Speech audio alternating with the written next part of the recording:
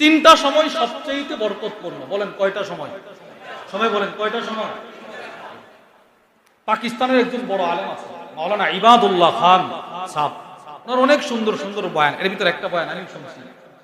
তিনটা সময়, এক নাম্বার তাহাজ্জুদের সময় থেকে ফজরের আজানের আগ পর্যন্ত, এই সময়টা সবচাইতে বরকতপূর্ণ।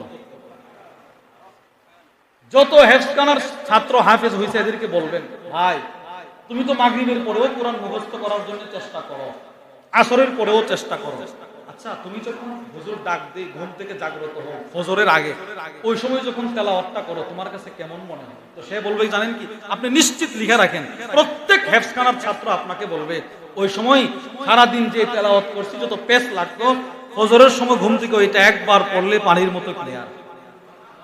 এই তো পরিমাণ বরকতের সময় ওই সময়টা। তাহলে এক নাম্বার তাহাজ্জুদ থেকে ফজরের আজানের আগ পর্যন্ত এই সময়টা কি না বলেন সবচেয়ে বরকতপূর্ণ? বলেন আবার বলেন সবচেয়ে। দুই, ফজরের আজান থেকে ফজরের ওয়াক্ত শেষ হওয়ার আগ পর্যন্ত, ফজরের আজান থেকে ফজরের ওয়াক্ত, এটা দ্বিতীয় বরকতপূর্ণ সময়। তিন, ফজরের ওয়াক্ত শেষ হওয়া থেকে চাশতের আগ পর্যন্ত যে সময়টা, এটা সবচেয়ে বরকতপূর্ণ।